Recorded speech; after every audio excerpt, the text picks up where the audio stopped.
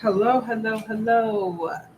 Happy Sunday, everyone. It is good to see you. Your girl Janice is live. I am back and I am very, very excited to be coming live with you guys tonight. I have a lot of exciting things to share with you. So, we're going to get right into it, okay? So, if you are catching me for the first time, what's up? What is up? My name is Janice. I'm the retail genius, and I'm a trailblazer in this industry. I've been working in the area of beauty supply for the past almost 2 decades of my entire life, most of my adult life. And my journey started back in 2010 when I started Fabulous Freddy's, which was my first beauty supply store here in Queens, New York, where I was born and raised. And I had came from a corporate world, a corporate background, and really saw the need for a black-owned beauty supply store because I, like many of you, was someone who spent a lot of money in this industry, a lot of money in the stores as just an everyday consumer. And I just said to myself, man, we like really fund these stores like nothing else, like nothing that I've ever really seen. And I was like in a store one time, just like literally counting up all of the transactions at one point. And I was like, this is a lot of money. It was like $3,000 um, or so worth of transactions that I stood and witnessed in about 30 minutes or so of time. And I was like, yeah, I think this is my next business venture. I think this is the business venture for me. And I decided to go ahead and launch my stores. It was called Fabulous Freddy's, and we launched it in all of 60 days because I made a decision and I just went forward. And uh, yeah, we built it up in 60 days. We operated those stores for over 8 years. And in 2017, after I had mentored many a woman and many a man, I decided to go into consulting full time with the Retail Genius business. And we have been doing that for the past 7 years. So it has been a wonderful journey. I have been in this industry for a very, very long time, guys. I have a lot of receipts and I have a lot of stories, and I have lived through three recessions in this industry. And so when we talk about the new administration, what's happening with jobs, what's happening with the economy, this is nothing new to me, guys. This is absolutely nothing new. So we're going to talk about it tonight because there's a lot of questions and there's a lot of just confusion around what's happening and opening a beauty supply store and what that looks like. There's a lot of questions. There's a lot of fear. And like I said, guys, I have lived through this three different times. In three different economic crises. I have seen it all. And when you've lived through a pandemic, you can say that you've seen it all. So we're going to talk about that tonight. There's a lot of things that I want to dive into, but the first thing that I want to share with you guys is I am doing my next brand new training next Monday night free at 7 p.m. And I have a lot of updates. And you guys know I like to update my trainings often to reflect what's happening in the economy. And so we're going to be doing a live training next Monday night. It's free. And so, but it's only for the first 100 people that sign up because it is free. And once once we put it publicly out there and we start running the ads and my marketing team starts to really go out and try to get people on these internet streets, that thing is going to be going in like 2.2 seconds. So go ahead and click the link. It's a free training I'm doing next Monday night, where we'll be talking about a little bit of what I'll be talking about today. But we're going to be diving deep. We're going to be talking about strategies. We're going to be talking about what the numbers should be looking like now that things are a bit higher. And so it's going to be a really deep training. Tonight, I want to scratch the surface and just really lay some things out on the table and kind of lay the foundation about what's really happening in the beauty supply industry, because a lot of people aren't really talking about it, and I get it. So, but I'm going to be talking about it. So the industry is literally shifting. Um, Policies are changing. Policies are changing right now. This new administration has really shaken up a lot, not just the economy, but it's really affected a lot of families. there was a news report that came out where somewhere around 300,000 jobs have been lost by specifically Black women. And this was due to DEI shifts and layoffs in the government. So here's what I'll tell you guys. I work for the U.S. Treasury Department. That was my last job before I decided to go ahead and open my beauty supply store. I worked for the U.S. Treasury Department as a national bank examiner. I was flying across the United States of America. This was during the mortgage crisis. And I could tell you that when I lost that job, I was on the verge of being prescribed Xanax medication because that's the amount of stress and anxiety that I was under every single day at that job. So what looked like one of the worst days of my life, and it felt like it was the worst day of my life when I was let go from that position, it literally catapulted me into what God wanted me to have and where God wanted me to be and what God wanted me to do. And so sometimes when it looks like the worst thing is happening to you, it's literally you're in a maze, you're in God's maze, and you just hit a wall and you need to pivot and go a different direction. And that's exactly what I did when I got laid off from that job, working for the U.S. Treasury Department. And so as I'm saying this, you might have been one of those 1 out of 300 Black women that have lost a job. Let me be the first to tell you, it has nothing to do with your skill set. It has nothing to do with your education. It has nothing to do with you. This is literally God redirecting you into something greater. And if you're watching me, that greater might be you opening your own Black-owned beauty supply store in your community. This might be the push that you needed to go ahead and do that, because we all know how comfortable it is to be in a job where the pay is okay. It's pretty decent, you know? You're able to pay your bills, you're able to pay your kids' stuff, and things are all right. Why would I quit my job? Things are fine. Things are okay. That's how I felt. I would have probably never left that job if they didn't fire me, guys. Let me just be honest.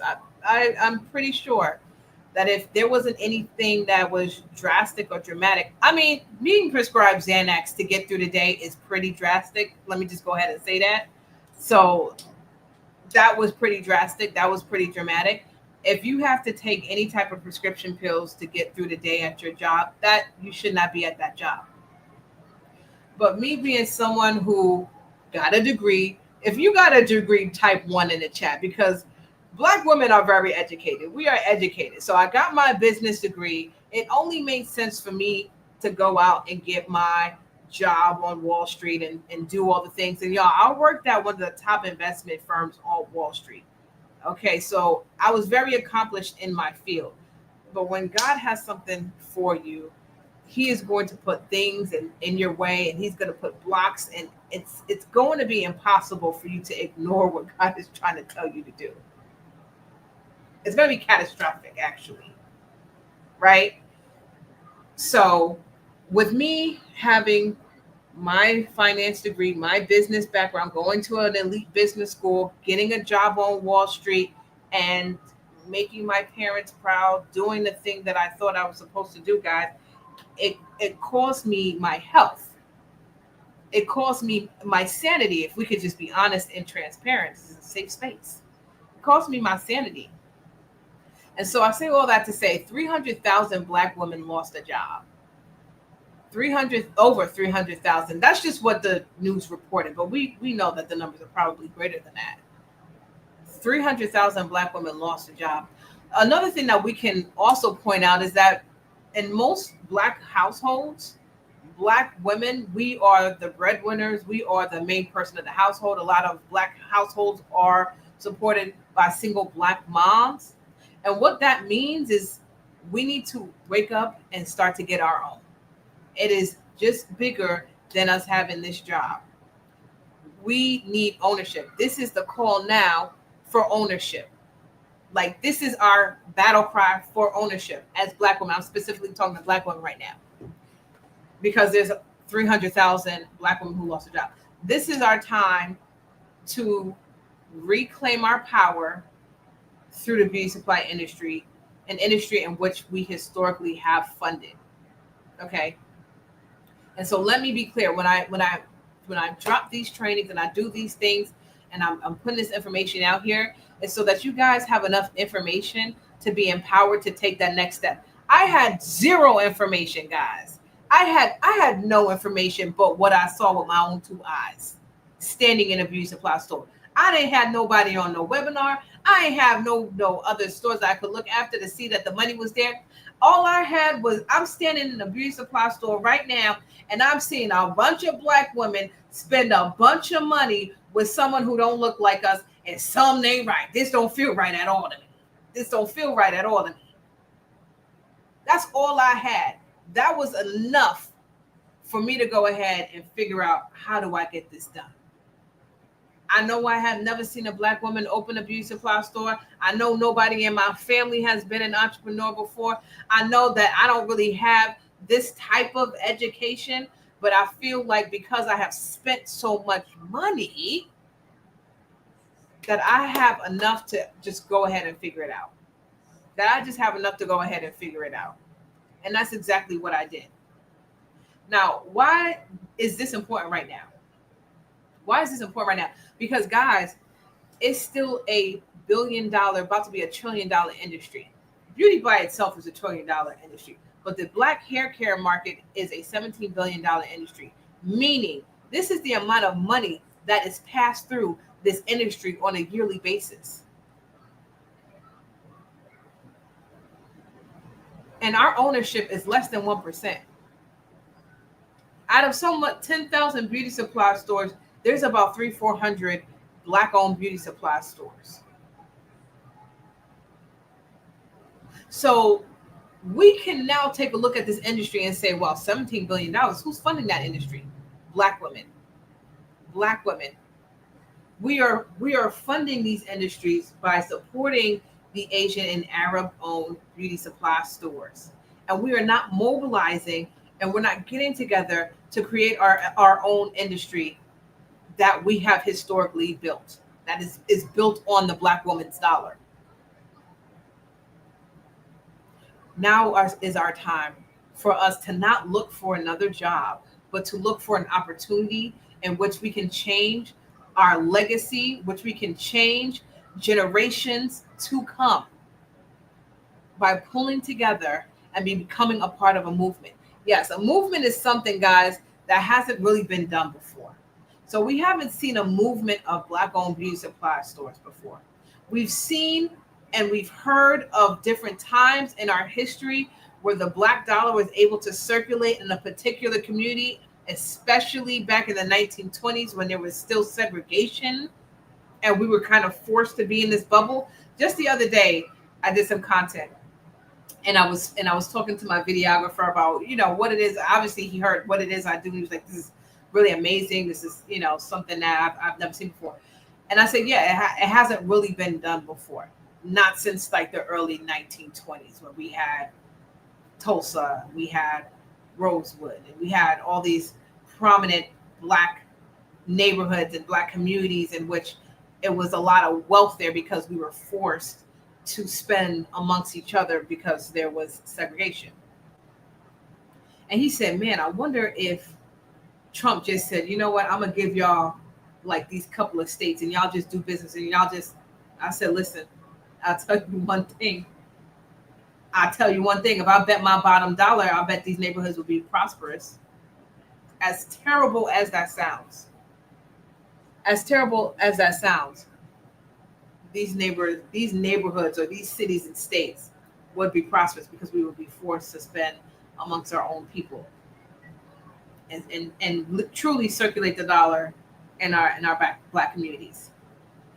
Okay, so speaking of Trump, we can talk about the Trump tariffs. Because what Trump is trying to do is he's trying to get the United States manufacturers to do their goods here in the U.S. He's trying to get the retailers and everybody else to do business within the United States. This is just what he's trying to do with these tariffs. He's trying to make it really hard for us to outsource jobs and things of that nature. Because, listen, to get someone to do executive work in the Philippines is like $4 an hour, $4 to $7 an hour.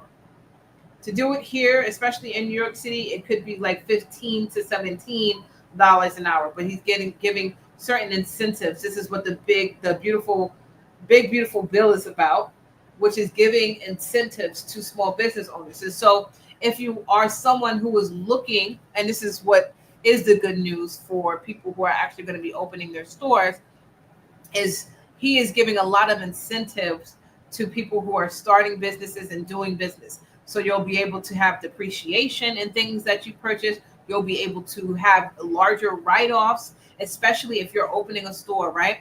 The largest write-off that you could potentially have is the cost of the inventory, right? You're going to have to purchase so much inventory, sometimes 50,000, 60,000, 75,000, depending how big your store is, right? You're going to be purchasing all of this inventory. And so that's going to be another write-off for your business with Trump's new beautiful bill, right? And so let me just bring it back. Trump is for the business people. And so if you are someone who's trying to get into business, or you're wanting to start your business, that is going to be a good thing under this current administration, because there's going to be a lot of tax write-offs that you're going to be able to realize immediately. Okay. I'm going to be going deeper into this during the training, because I'm going to be talking about new strategic ways in which you can actually leverage the Trump tariffs and his beautiful bill in order to make your beauty supply dream a reality. Okay. And so this is exactly why I decided to do this deep dive training that I'm doing next Monday. I'm going to drop the link in the chat so you guys can sign up. But this is why I'm doing this training next Monday, because we still need to get the stores open. There has never been a time in the history of beauty retailing that we've seen all of the beauty supply stores shut down because of the economy. It didn't happen in COVID. Now, if it didn't happen during COVID, where it was a worldwide pandemic, it is not going to happen now. So we could stop talking about the Trump tariffs, because all that it means is that things are going to go up. The same way eggs have gone up, guys, and it's not going back down. I don't know how much eggs are right now, but the same thing is going to happen with our beauty supply products. Things are going to go up, and y'all think you're going to wait till it goes back down. Guys, that's not how it works.